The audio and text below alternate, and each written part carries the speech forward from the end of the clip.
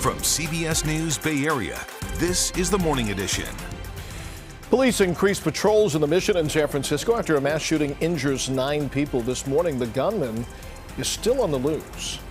People are having fun outside and stuff. I had to run around the corner with my nephew. I told him, don't stop running. Don't stop running. And we head to the South Bay to see what's being done to boost the economy in downtown San Jose. And we're out on the streets of San Francisco as Juneteenth celebrations start a little early. Well, good morning. It is Sunday, June 11th. I'm Devin Feely. Let's start with a quick check of our weather with First Alert meteorologist Darren Peck. Sunday morning finds a mixed bag of clouds. We've got some marine layer. We've got some higher clouds above that. It's an interesting weather pattern going on right now because the marine layer will melt back to the beaches today and we will get more sunshine than anything else. But there's going to be some leftover clouds and these scattered thunderstorms that are just kind of lingering across the state. I'm going to show you more on those coming up in the complete First Alert forecast. But first, with more sunshine than anything else for your Sunday afternoon, those are your daytime highs. Will pretty much be sitting right at average for this time of year. A lot of questions remain about the mass shooting in San Francisco's Mission District on Friday night. There was a heavy police presence in the area last night. Officers were working to prevent further violence and find whoever was responsible for Friday night's shooting. Mayor London Breed spoke about the incident, saying it goes against broader trends in the city. Well, 9 people, that's a lot, of course. And I think that, what we're seeing in San Francisco, when we look at our data, a lot of the violent crime, we've seen the numbers decline considerably. So this is definitely heartbreaking and challenging, not just for the Mission community, but for our city as a whole. But do people in that neighborhood actually feel the same way? Betty, you went there to try and find out. SFPD Chief Bill Scott said Saturday that the department will have a visible police presence in the Mission where the shooting happened. During our time here, we saw several police cruisers roll by. Just got scared and just stayed right here. Kept looking like that. The manager of Maurice's Corner Liquor showed us how he reacted to the gunfire that injured 9 people Friday night near 24th and Treat Avenue. Police said the shooting appeared to be targeted and isolated. Local clothing store Dying Breed was hosting its 6th anniversary with a block party, according to its Instagram account. Did you know it was gunfire immediately? No, I thought it was fireworks. Yeah. Because they were playing loud music, I guess. I didn't hear the gunshots, like really loudly. Witnesses shared video of the aftermath, which showed paramedics, firefighters, and officers tending to victims. It felt terrifying, for a thing to happen like that. People are having fun outside and stuff. In aid for Supervisor Hillary Ronan, who represents the Mission District, said police told him investigators believe the shooting was related to a previous incident from Carnival weekend at a similar block party. Very concerned, obviously, about the situation, and it's very scary.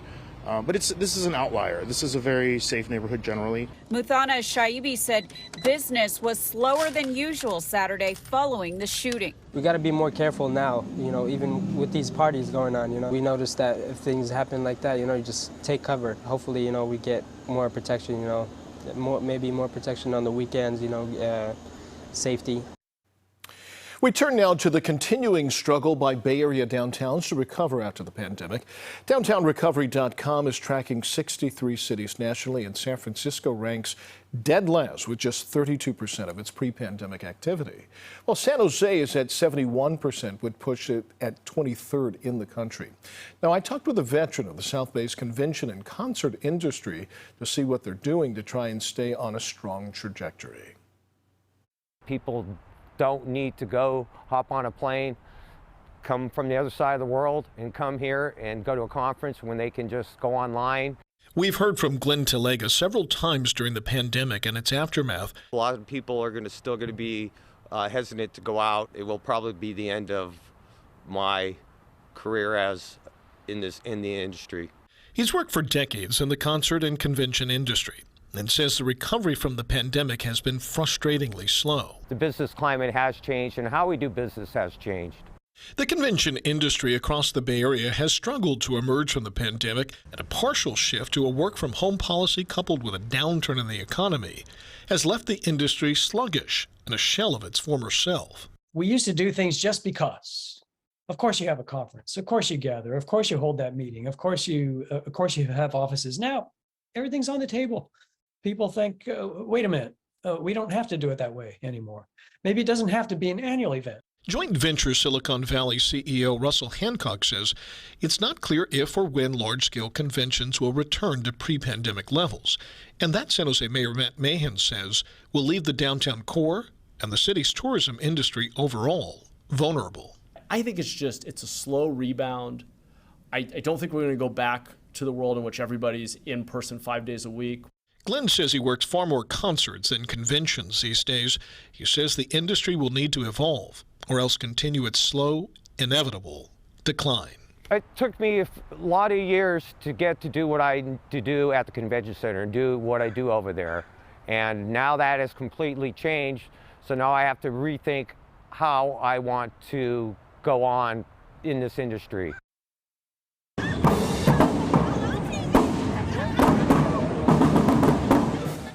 Celebrations for Juneteenth started a little early in San Francisco. The official holiday is a week from Monday. Now, the holiday celebrates the freeing of African-American slaves after the Civil War. But yesterday, Market Street became a parade route for hundreds of marchers, drivers, dancers, and families. Well, you know, actually, this parade is 25 years old. But this is the first time in the history of San Francisco and Juneteenth that this parade came down Market Street. So we're excited about it and happy about it. Let's get together in San Francisco and love one another and grow together and be one great city together. A Juneteenth festival is set for next Saturday, taking up several blocks along Fillmore Street. Hope, love, pride. Proudly presented by Pet Food Express and Broadway San Jose. On the peninsula, San Mateo County's Pride celebration added a new feature this year. Yesterday was the first time that they had an actual Pride parade.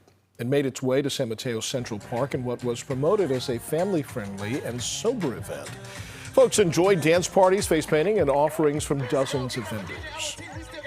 We just wanted folks to have something to where they can bond with community, be their authentic self, and as our theme is, be free to be them. Free to be me in 2023. Drag performers had roles in the entertainment. Organizers say that they want to underscore that the drag community does have a place in San Mateo. You can see all of our Pride stories by going to the special Pride section on our website at KPIX.com or the CBS News app. Bay Area app will be adding new stories all month long. Well, Ted Kaczynski, the Berkeley math professor turned domestic terrorist who kept the nation on edge for 17 years as he carried out his bombing campaign, died on Saturday at a federal prison in North Carolina at the age of 81. He was widely known as the Unabomber after he mailed bombs to several universities, airlines, and scientists. Now, his campaign of terror killed 3 people and injured 23 others. 3 of those bombings took place in the Bay Area, 2 on the campus of UC Berkeley and another at the home of a UCSF employee. On the left is his first attack when, in 1982, an engineering professor at Berkeley was injured after a package left at Corey Hall exploded. Now, the victim suffered burns and shrapnel wounds to the hands and face but survived. It was the 7th overall attack and the 3rd university that he had targeted. Then, after 3 years of silence from Kaczynski, he left another bomb at the same hall in Berkeley. An engineering graduate student lost 4 fingers after a plastic box in a computer lab exploded. His last attack in the Bay Area was in 1993 when a genetic scientist working for UCSF lost 3 fingers and some hearing after he opened an explosive package delivered to his house in Tiburon. Kaczynski was finally arrested by the FBI in 1996 in a small cabin that he had built in the Montana wilderness. He was sentenced to 8 life terms in prison. No cause of death has been released.